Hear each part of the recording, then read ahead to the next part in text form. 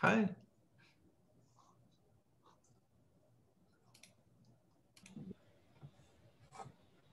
Great. Well, welcome everybody. We're delighted to have Anthony Brown for our first ITC colloquium of this semester. But before we get started, let's talk a little bit of logistics. So we're really grateful to have everyone here. We're really grateful to have our speaker here. These are challenging times, obviously, and so we're lucky to be able to make this space to talk about things out of the troubles of the world. Thanks for your time and attention. And the format today is that our speaker will share some results in the first half for about 20 or 25 minutes. And then the second half will be primarily devoted to discussion. And this week, Anna's going to open that discussion. And then we're hoping all of you will chime in. And so what we'd like to do to facilitate that discussion is if you have a question at any point during the talk, during like the conversation, just send today, Anna, one like word, one half sentence, like question about parallaxes. I mean, I don't know. And so that she has a little bit of a sense of where your question is. And then we're going to try to navigate through the questions in a way that one builds on the next and we're not jumping around too much.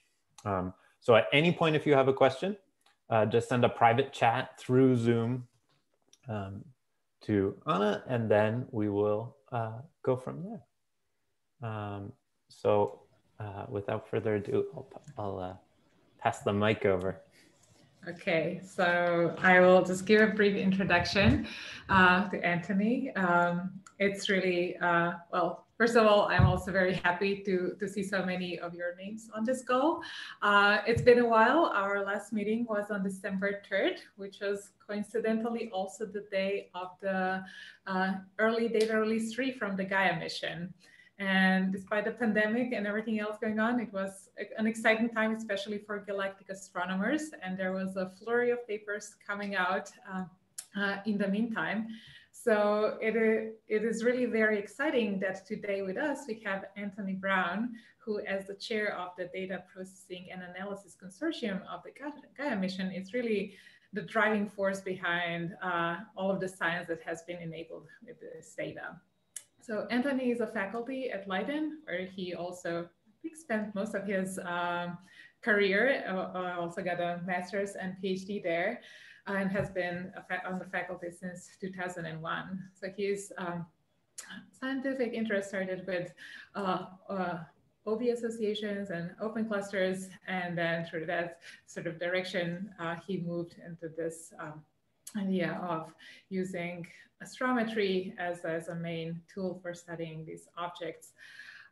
He has been involved with Gaia for a long time, kind of in various different working groups, and today he is his role, kind of overseeing managerial role, overseeing the whole mission. And this has been hugely influential, and Anthony has sort of penned the Gaia data release papers. The second data release paper has been cited more than 4,000 times. And in 2018, Anthony has been awarded by the Nature Top 10 People Who Matter in Science Award. And last year, he was also a nominee for the Falling Walls. So with that, we're very excited to hear what are the news that are coming up with this new data. Anthony, please take it away. Okay, thanks a lot, Anna, for that nice introduction. It's really a pleasure to be speaking to you and also to serve as guinea pig for the new format. It sounds very interesting to me, so let's hope we can make this work today. So I'll give a very brief overview of Gaia EDR3 contents, but of course in the discussion we can come back to more details if you want to know. And then I'll give an overview first of the 4 papers that we put out alongside the release, the science papers, and then a few papers that I thought were interesting and want to highlight. I'm happy to say that there's already too many papers for me to talk about in one colloquium, so that's a good sign for Gaia again. Okay, so in the background you have the what is it, the new sky map based on Gaia EDR3. Of course, not very dramatically different from what we had for DR2. But especially if you look at the source density maps, compare them between the releases, you can really notice the progress. So you should take a moment to do that for yourselves. So the contents of the Gaia Early Data Release 3, it's really an update only of the astrometry and the broadband photometry. So we have 1.8 billion stellar positions, about 1.5 billion parallaxes and proper motions. And then for all the stars, the brightness in Gaia's white light band, and for, again, about 80% of the stars, 1.5 billion, we have the colors in the broad BP and RP bands. And one important advance in this release is also the fact that our celestial reference frame, the Gaia celestial reference frame, is now based on about 1.6 million extragalactic sources, mainly quasars. So this is the second time that an astrometric reference frame is completely, in the optical, is completely based on extragalactic sources. Just a reminder of the precision of the parallaxes compared to Gaia DR1 and DR2. So the thick green line is where we are now with the Early Data Release 3. And you can notice the big improvement, especially at the bright end in the parallax precision. On average, it's about 30% better, but a bit more at the bright end. And the yellow and red line are reminders that there is more to come. So there's DR4, which will be based on 5.5 years of observations, and then DR5, if everything goes well, should be based on 10 years of data. So there's still significant improvements to come. And this is even more dramatic in the case of the proper motions, where compared to DR2, we now have a factor of 2 improvement over most of the magnitude range of Gaia. And again, larger improvements at the very bright end, thanks to the suppression of systematics.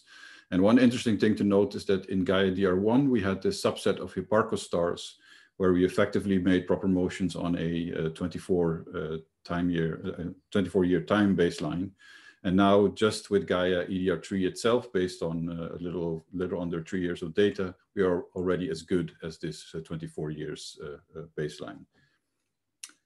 Okay, then now I switch to the 4 Gaia collaboration papers that were put out as performance verification papers, mainly intended to demonstrate the kinds of science that you can do with this release, not as the definitive works on the various topics, but really to provide also some guidance to users as to how to best make use of our new data.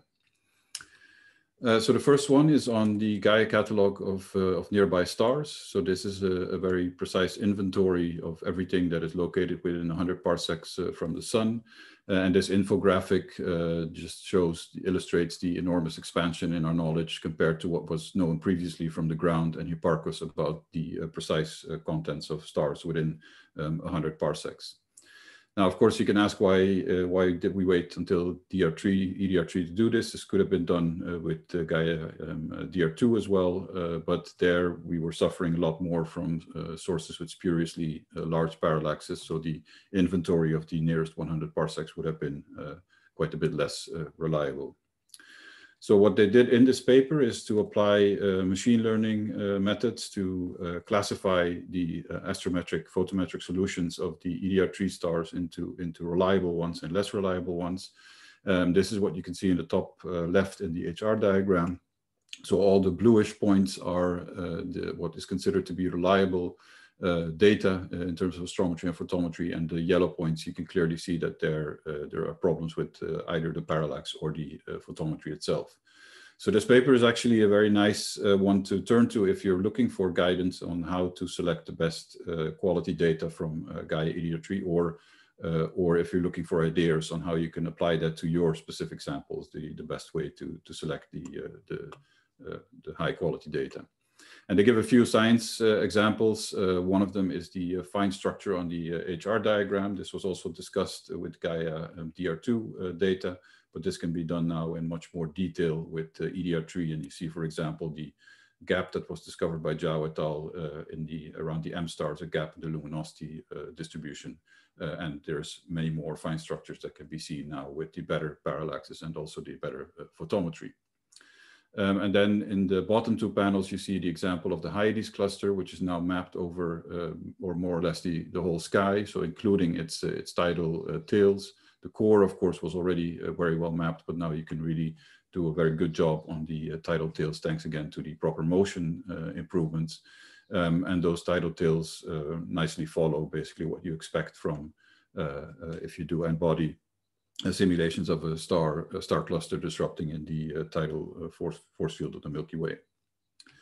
Okay, the second paper was on the large and small Magellanic Cloud. And this is an illustration which was made for outreach purposes, but it very nicely shows that we now have the kinematics mapped of these of the large and small Magellanic Cloud in function of the various stellar populations one can find there. So you can make a precise HR diagram or color magnitude diagram based on the Gaia photometry. And from that select, for example, very young stars. These are the blue sources over here. And then the various colors indicate older age groups. And for each of those, you can, of course, study now the kinematics with the exquisite proper motions that we have from Gaia. And one of the things that really comes out very prominently now is this bridge of young stars which are traveling from the SMC to the LMC. This was already uncovered in the DR1 data, in fact, but now it can be studied in greater detail. So the top left panels show the rotational velocity of the stars as well as their radial motion in LMC coordinates as a function of the various stellar populations, so the various age groups. And so we really now have, based on the Gaia proper motions, a sort of IFU map of these two galaxies. But then also split into the various stellar populations. Also, the outskirts of the LMC and SMC have been examined in this paper. This is something that many other authors have also done. Of course, again, can be done better with EDR3 because you have a better way now of cleaning off fore and background stars, making use of the proper motions and parallaxes. And then here you see in the bottom left, the proper motion field clearly showing how the stars are traveling along this bridge between the two galaxies, demonstrating again their interaction. So again, this paper is, if you're interested in the LMC and SMC, this is a good place to go to for guidance on how to make a clean selection of stars that are in these galaxies. Now, when we were planning our papers for the early data release 3, one of the obvious things that came up was that we should look at the Anticenter because we are, of course, improving the proper motions, but not adding new radial velocities yet in this release. And in this direction, of course, you only need the proper motions in order to study the kinematics and dynamics of the Milky Way, because the radial motion, the radial velocity is not really an important component in that direction. So this was done in the Gaia collaboration paper led by Teresa Antosha. And you see here in the top left panels, again, a rotation curve split up according to various stellar populations. So the blue are the blue and orange are the young stars. The brown is a red clump, and then older populations are the red and the green lines. And this is compared to the H1 rotation velocity curve.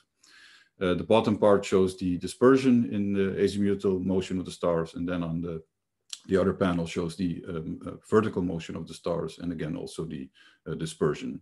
And in particular, if you look at the combination of the two, the vertical motion as a function of the azimuthal motion, and you split this up in radial bins, you can see that there is a bimodality in behavior for stars that are located above and below the galactic plane, where above the galactic plane, the stars tend to rotate a bit faster and move preferentially upwards, which you can also see in these in these diagrams. And below the galactic plane, they tend to rotate a little bit slower and preferentially move downwards. So this is an indication again of complex dynamics of the disk of the galaxy. They've also studied the Gaia Enceladus. So this split in the main sequence that was discovered with Gaia EDR3, where the blue part is in the halo is the remnants of the Gaia Enceladus galaxy that merged with our galaxy some 10 billion years ago, and the red part is thought to be the in situ disk. And again, if you split the sample according to this blue and the red sequence, and you map according to the vertical and the azimuthal motion again, and split this up into radial bins, then what you can see is that the red sequence is more or less truncated at about 14 kiloparsecs, whereas the blue sequence, if you focus on the retrograde stars, you can see that that extends out to much further, out to about 17 kiloparsecs. So this here is probably an indication of this of the inside-out growth of the galactic disk. Okay, then the last one, and that's really a very powerful demonstration of the high quality of the astrometry, in particular of the proper motions, and that concerns the acceleration of the solar system, the acceleration that the solar system experiences as it orbits the Milky Way. And this is manifest as a pattern in the quasar, a proper motion pattern in the quasar. So the quasars, of course, we cannot expect to measure actual proper motions of these sources. They're too far away. But the accelerated motion of the sun causes a changing aberration of the positions of the quasars, and that leads to an apparent proper motion, which is indicated here in this diagram. And those apparent proper motions point in the direction of the acceleration, which of course is expected to be close to the galactic center. Now, so we used about 1 million quasars to make this measurement. And what you do is you basically model the vector field of proper motions with a vector spherical harmonic decomposition. And then you can actually measure the acceleration of the solar system to be equal to about 5 microarcseconds per year, which translates to 2 angstroms per meter per second squared of acceleration. So it's an extremely small number, which we can measure by looking at these objects all the way at the other end of the universe and accurately measuring their positions as a function of time. And here you see the direction in which the acceleration is pointing, which is sort of slightly below left of the galactic center. So one of the components pointing in the vertical acceleration, in fact, pointing downward. Okay. Then I switch now to a couple of papers that came out after the release, which were done by the community, not by the Gaia collaboration. So the first of these is about the Hubble constant. So Rees et al. Took the sample of Cepheids that they've been working with for a long time. And this is, in fact, what we're looking here at is a combination of Gaia data and HST data for the Cepheids. So with the scanning technique that they use to measure the astrometry for Cepheids, you can actually get astrometry that is as good or better than Gaia's. And so you can combine the various parallax measurements in order to investigate the value of the Hubble constant. And one thing they had to do, of course, is to also fit for the fact that there is a parallax 0-point offset, which is well characterized in our case for the quasars. But for the brighter stars, such as Cepheids, which are different colors, you need to really specifically characterize the 0-point. And that's shown in this diagram, which shows the contours of the Cepheid luminosity as a function of the parallax offset. And the most likely value for that leads to a Hubble constant of 73 kilometers per second per megaparsec, now measured at a precision of about 2%, which means it's, again, further away from the Planck value in terms of significance. So as nicely put in Quantum Magazine, we got our wish, but the cosmic crisis got worse or more interesting, I think. Okay, then this is a paper that came out on the day after the release by Joe Bovey, and he had very cleverly noted that this solar system acceleration measurement means that you can actually, that we now have access to acceleration measurements, absolute acceleration measurements for more than only the sun. And what you notice is that if you do pulsar timing measurements, you need to account for the differential acceleration between the sun and pulsars. And because we know the value of the solar system acceleration in absolute terms now, because it's measured with respect to the quasars, you can actually turn the pulsar accelerations also into absolute measurements.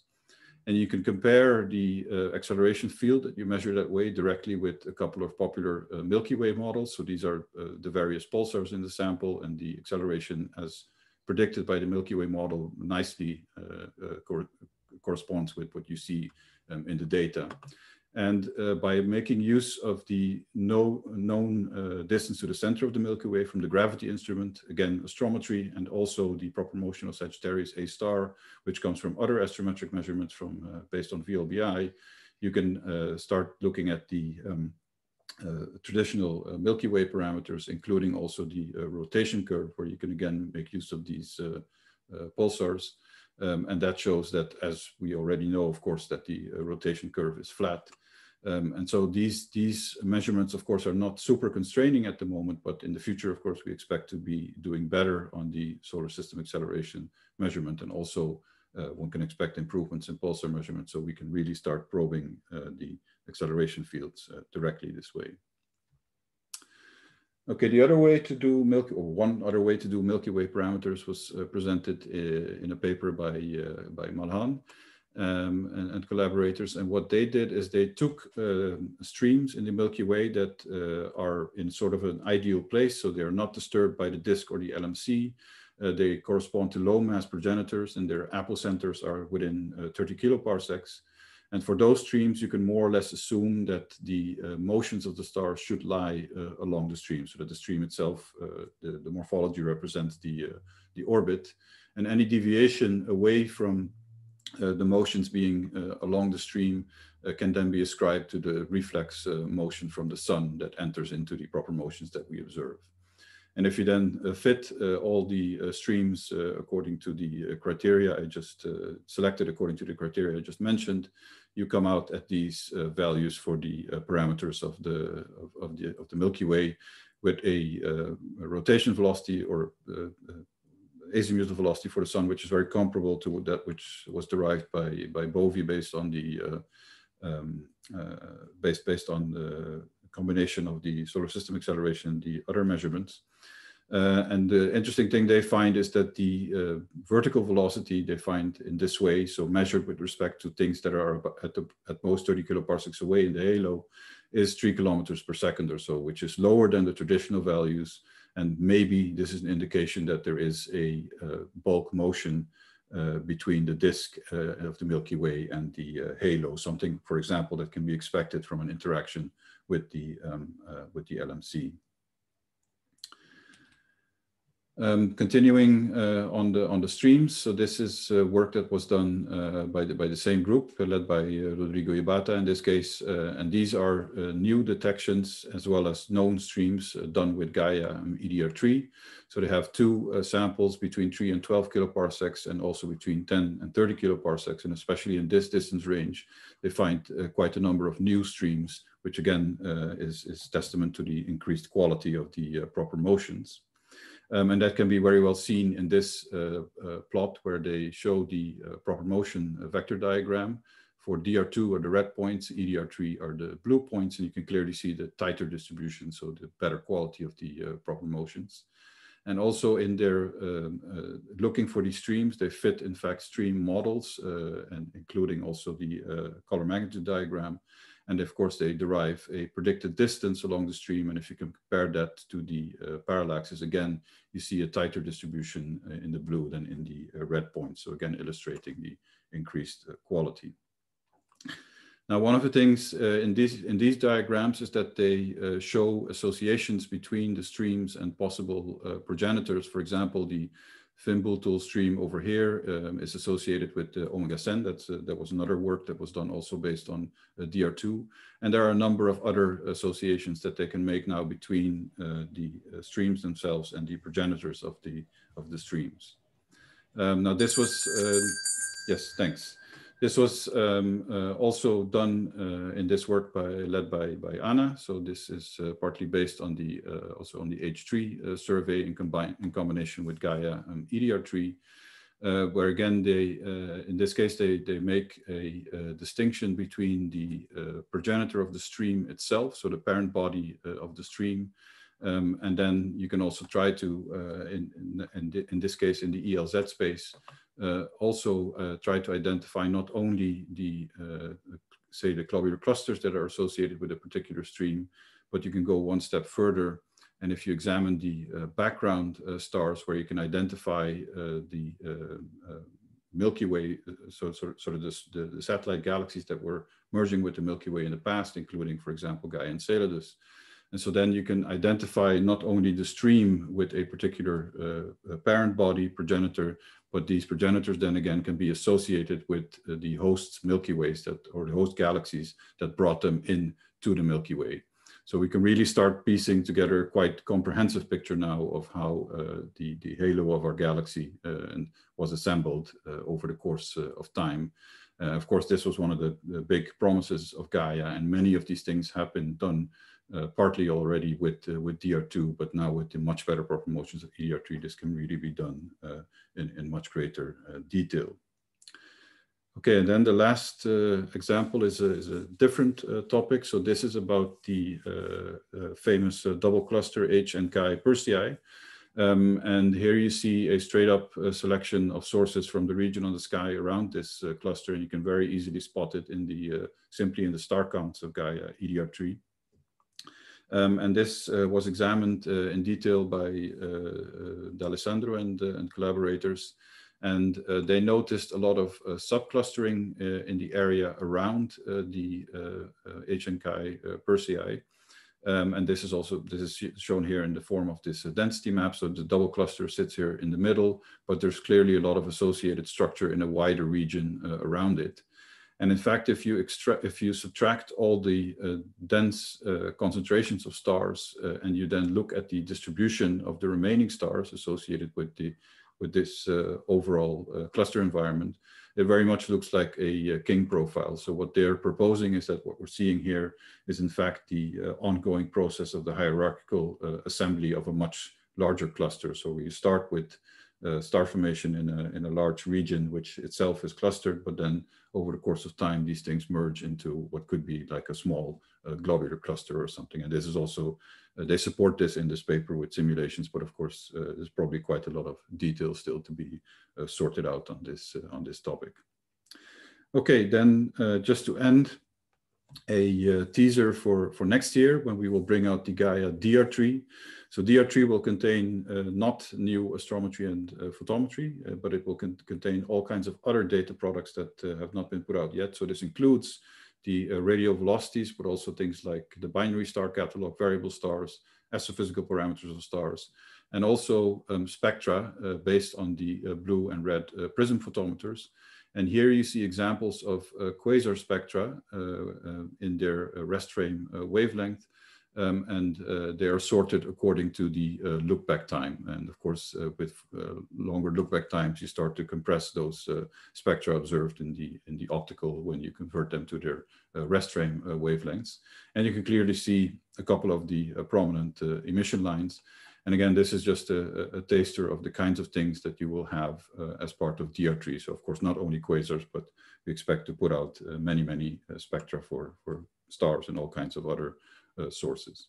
So I'll stop here.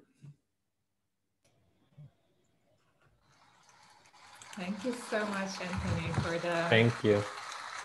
This is really very comprehensive.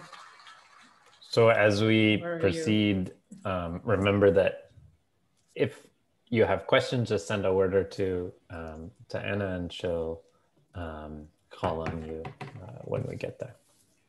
But.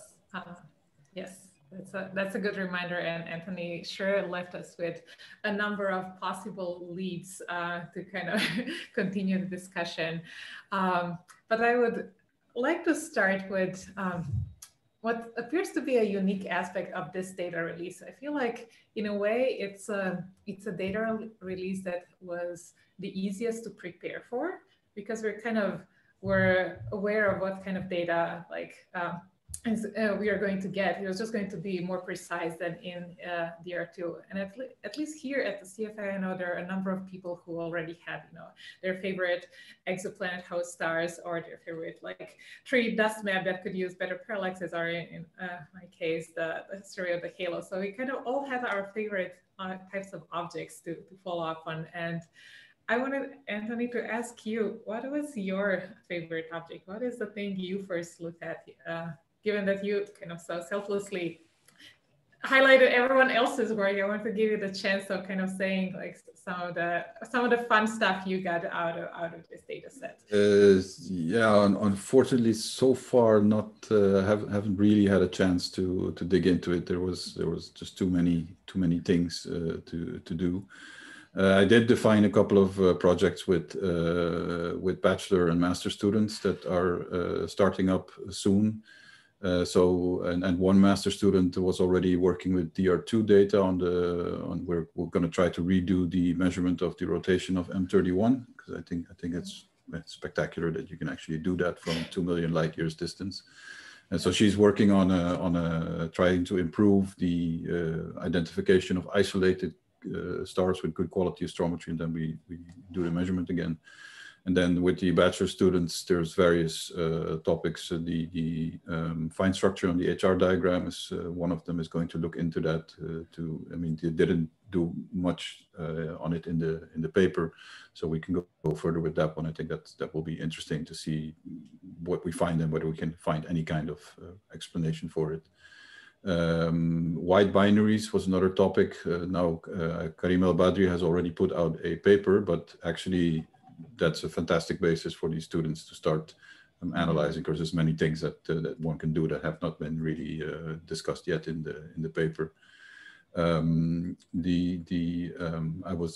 written a review last year, and then when I dug into the white dwarf story, that's something that interested me. And one of the things I want to look at, again, with a bachelor student is the difference between the white dwarf sequence that you see in the field and when you look at open clusters and combine the white dwarf sequences to see what we can learn from that. So yeah, there's plenty of things that I've set in motion, but personally, I have not yet had time to look into the data in detail. In any case, yeah. Science by proxy, that's all. That will take it. Yeah. Okay, I'll pass it on to Charlie. Charlie, you can go ahead and unmute and ask your question. Oh, sure. Yeah, great talk, Anthony. This is kind of a technical question, but I just was wondering, as you say, with the full DR3 release, when it comes out, we'll have a lot of really new data products that we haven't seen before. Is there any plan, and if there's not a plan, can I encourage it to release to the community a very small subset of data that we can, use to learn how to manipulate this data before it comes out? Because, dealing with spectra is a lot more complicated than photometry, so it might take time for us to get up. Yeah, we don't know. There's no plan to do that. We have discussed it in the past, and certainly, for example, with these spectra, we will be putting out a tool also to deal with them, because they will come in a representation that is non-standard in the form of basis functions and their coefficients. But this tool will allow you to manipulate that and also generate, if you prefer that, sampled versions of the spectra rather than the representation that we give. But yeah, we don't yet have plans to provide samples. I would encourage you to send messages also to the Gaia help desk if you really want to do that. I can certainly bring it up again in Deepak to see if we can do something. Okay, thanks. Yeah.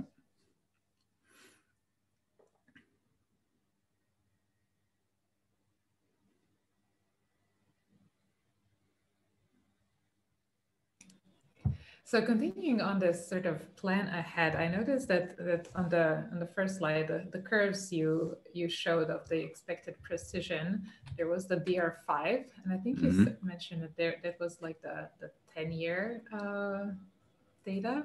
So is this the plan going forward that there, like, therefore will be the data set with the 5-year data, and then there will be no intervening data sets between the 5 and the 10-year data? Yes, the reason is that the mission will end in 2025, and we still have to get formal approval to really go on until that time. But we know that will definitely be the end, because then we run out of the micropropulsion fuel and can no longer continue. But that more or less coincides with the time of DR4. So then there's no point in doing anything in between. We just go straight ahead and reduce the whole 10 years after that. Yeah. Mm-hmm. Makes sense. And just wanted to, like, since we are talking about the data release and data contact, Gaia is a very unique mission also in the sense that the data becomes openly available. It's not like proprietary to the collaboration beforehand, and it's, in a way serves as a model mission for this open science approach. And so I wanted to ask you to give us a little bit more insight of kind of how that came to be, and how I can imagine that this was not an easy decision to convince, I guess, thousands of people to work on a mission, and then kind of just let it be openly available to anyone, not having kind of a head start. Yes, so there's quite a long history behind that. It's actually something that was also done for Hipparcos. Now, for Hipparcos, there was a period of a year where people who had originally proposed which stars to observe got the data, and only after that the catalog was published. But this was only for the proposers of those programs. This meant that people in the consortium, in fact, had no access to the data during that year, unless they happened to be on one of those teams. So it was, in fact, even worse than we have now, if you like.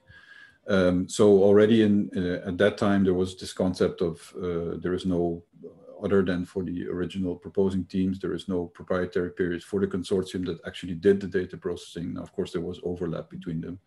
And so it became public then immediately after that year in 97. So I think that was from the get-go, the idea was to have it as an open mission, so to make things immediately public without proprietary period. We've had many more longer discussions on whether we should do intermediate data releases or not. There were people strongly against putting out preliminary data. This was also something that was not done with Hipparcos. They only produced one catalog. Luckily, that argument was won in favor of those who said, no, we should put out preliminary versions. Otherwise, we would still be waiting for the Gaia catalog, right? So, so no, I think so the decision on not making it proprietary in some sense was easy, and it's also actually in the official management plan that science management plan that ESA requires.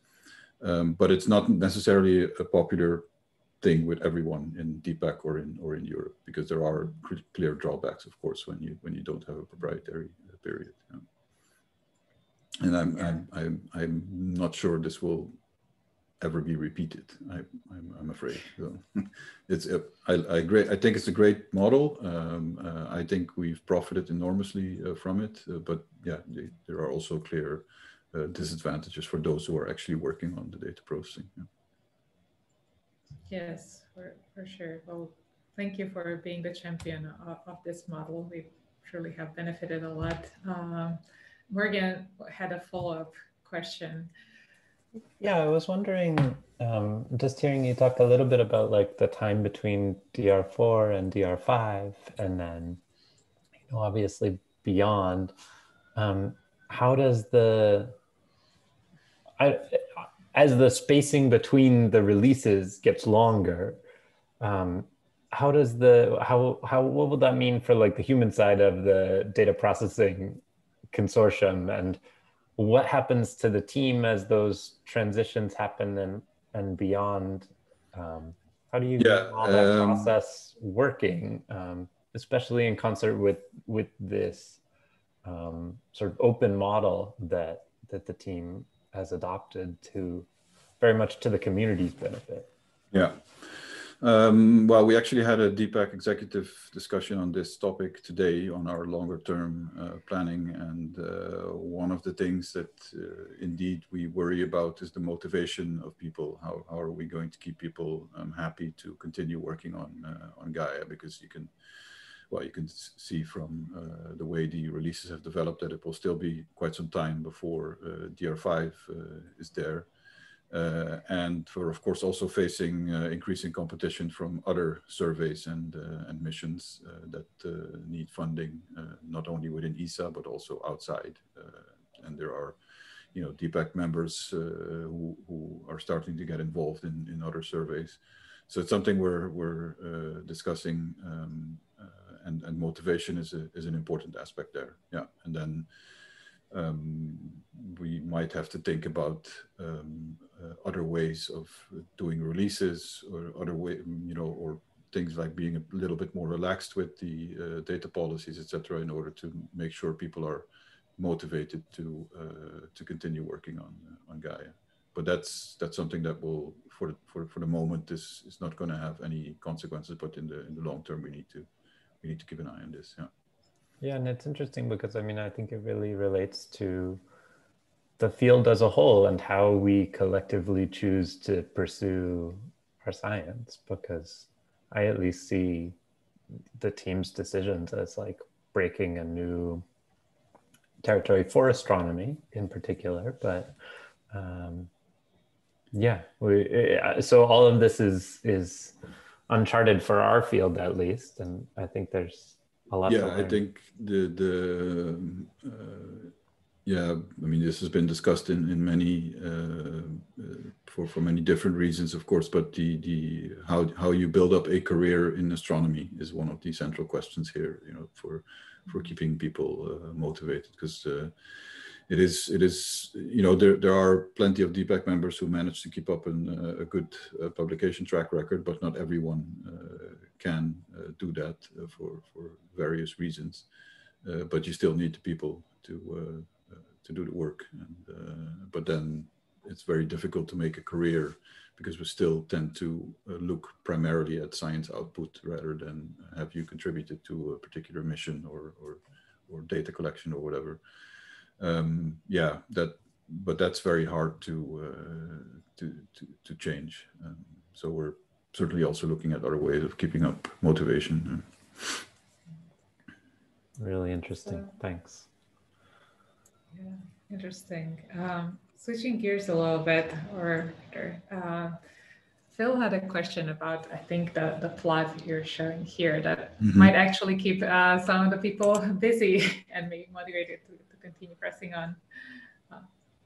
Phil, can you go ahead and ask the question? Yeah, definitely. So great talk. I was interested in the bright end of this plot, because there's a lot of benchmark stars out there that fall in the bright end. And there's this uptick in worsening precision in the parallaxes at the bright end. I also noticed that it's not in the predictions from DR4, DR5. So what's the source of that uptick? And then also, how is it expected to be removed in the future data releases?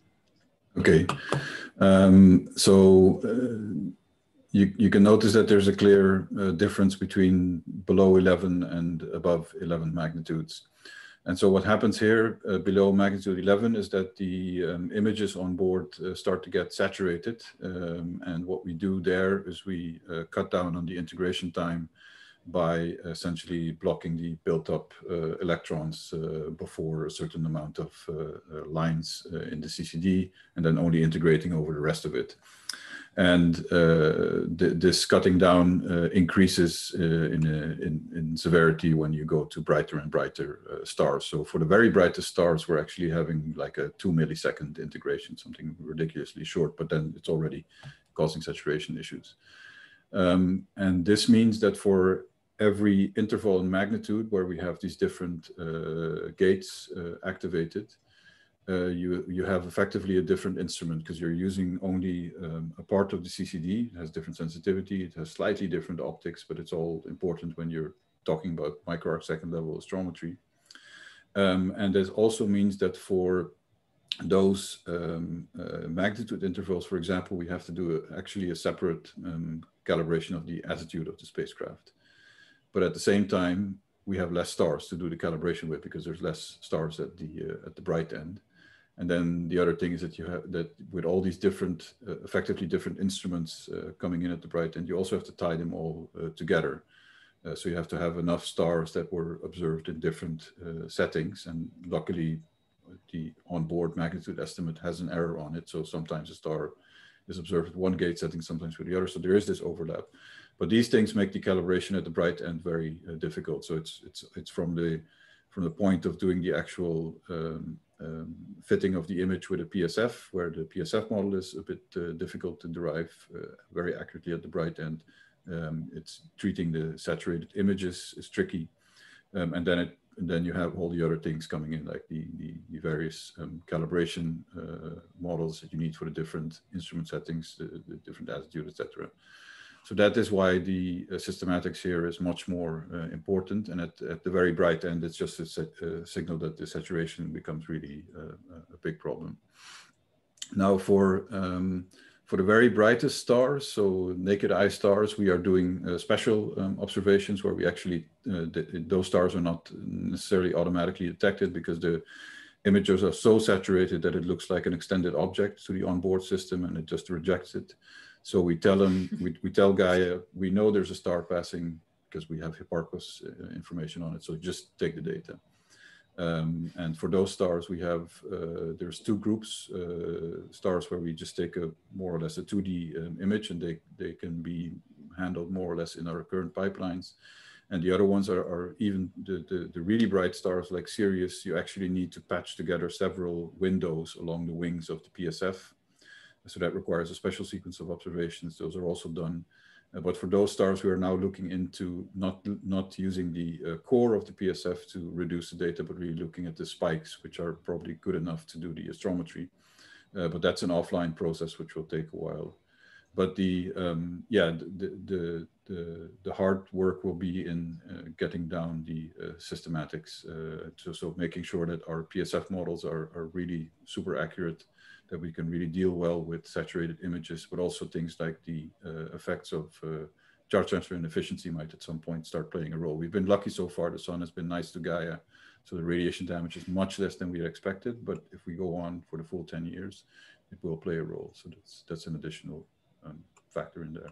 So it also makes it very hard for us to predict exactly what will happen. So we usually just put a floor in there and that's it. Yeah. All right. Thank you very much. Morgan, did you have follow-up? Yeah, this is a really quick follow-up. I think you answered most of it, but I was just kind of curious, what would be, say you were to design like the tests of Gaia, like Gaia for the very brightest stars, what would that take? And would that, like, what would that instrument look like? And, you know, I just sort of, I honestly, I'm aware of this in thinking about like the distance to Betelgeuse, for example. But I also kind of childishly, when I first downloaded DR2, I really wanted to make a 3D map of the constellations. And then, of course, I realized all of this, these things which, you know, we know as astronomers, okay, the stars are saturated, that sort of thing. But yeah, I don't know. I think a smaller instrument that focuses really on doing the bright stars. The problem comes from wanting to have the dynamic range between magnitude 6 and 20, right? With the same detector. That's just, or maybe you could come up with something that has a separate focal plane for the bright stars, where you make sure that the detector, the telescope combination is matched to the brightness of the stars. But yeah, it's not a very creative idea, but I don't see what else one could do. Yeah. I mean, to be clear, I see why you made the choices. Yeah. You made in the design, but I don't take the question that way. Yeah, true. Would that be an expensive instrument, like a mini Gaia? No, I mean it's been done before, right? Hipparcos, you could make a version of that.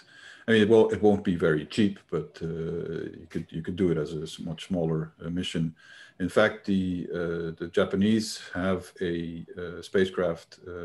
They built a spacecraft called Nano Jasmine, which had only 5-centimeter mirrors and was actually going to do the very bright stars, but in the end, it never happened. But yeah, something like that, you could do a Hipparcos type satellite with maybe even smaller apertures than Hipparcos itself, just focusing on the very, very bright stars. Yeah. Thanks. It's really interesting. We have a question, I guess, of more of a different types of targets you're observing with Gaia. So Razi, do you want to go ahead and ask the question? Yeah, hi, thank you. Thank you so much for a very fascinating talk. Actually, I have a question regarding to the paper that you said it just came out, D'Alessandro, if I'm right with their pronunciation. And my question is that I just very quickly looked at the abstract of their paper, and it seems like that they are saying actually this cluster that is just getting accreted to the galactic disk seems to have actually solar metallicity and the age of 20 megayear actually. So I was wondering, is this any actually clear reason why all of the stars on that cluster that are getting accreted must have almost the same metallicity? In other words, taking into account that we have a bunch of these different actually subclusters that could be just, because of the acceleration toward the center, is there any possibility that you could have a mixture of different pieces of stars with a slightly or just substantially different metallicity? And what could be the source of that actually visitor toward the center? Well, I think the idea here is that these are very young stars. So these clusters have only formed recently, and that what they're proposing is that we're looking at a larger star forming region where you have several centers of sort of star formation where you have a larger concentration of young stars, but surrounded by also a sort of halo of more diffusely spread out young stars. And the idea is that, so it's not something that merged recently with our galaxy. It formed there, but now all these different clusters are starting to melt together, starting to merge together into a larger system. So that's also why they pointed out the fact that if you remove the concentrations, these are the white points in this light profile, then what you're left with is something that looks very much like the profile of a globular cluster, a small globular cluster. So I think what the idea is that we're really looking at the formation process of a larger system, which consists of substructured smaller pieces, which then merge together over a fairly short amount of time of the next, I don't know, couple of 100 million years or so. Yeah, so as a follow-up on that, that's exactly my point, that since they're getting merged together from different substructures, and these different substructures may have completely different merging history, shall we expect to have more diverse of the metallicity distribution for these already formed? Okay, yeah, I don't know. I haven't looked at the details of the metallicity distribution for these various clumps. I'm not sure whether they treat that in the paper. But they mentioned they all have actually solar metallicity. Yeah, so then they probably all formed from the same cloud, which has then presumably a uniform metallicity, and so this is unlike, for example, the Omega Cen cluster, where you have multiple populations, which could be something that is more due to the evolution of a small system rather than its formation. Thank you. Yep. Thanks, Anthony. As you're coming close to our cutoff time, I just wanted to ask, there's been, I think, some interest here at the CFA about what are kind of the possible extensions of Gaia, and whether like similar missions. I guess Morgan brought it up already for the brightest stars. There's also many stars in the galactic plane that are like obscured by dust. So I wanted to kind of leave out this kind of parting question of possibilities of an infrared Gaia, or like Gaia for even fainter stars, and Yeah. So for the infrared Gaia is really under concrete study. So we've put in a proposal a while ago with ESA to look into the possibilities of making infrared detectors that are capable of drift scanning, which is not currently, these are not available. And that would allow you to do exactly the same mission concept as Gaia, but then extend it to the infrared. And then the predictions are that you will have something of the order of 8 billion sources, even if you go out to just the depth of Gaia or a little bit further, just because you're can penetrate all the way into the galactic plane. Now, so ESA took it a bit further, and they did a complete mission design study with the aid of some of the people in DPAC. The conclusion on the infrared detectors is it's very expensive to develop them with drift scanning capability, and in Europe there is no real infrared detector industry at the level required. So it's something that you would have to do them maybe with Teledyne or and there are options. There are options under study to and also in the literature for making TDI capable infrared detectors. But that would be difficult. And the other option was to have other means of stabilizing the image in a rotating spacecraft. For example, a mirror that rotates along with the motion of the stars to keep the image stable. That makes us very nervous because any moving part on something where you want to keep things stable at the nanometer level is worrisome.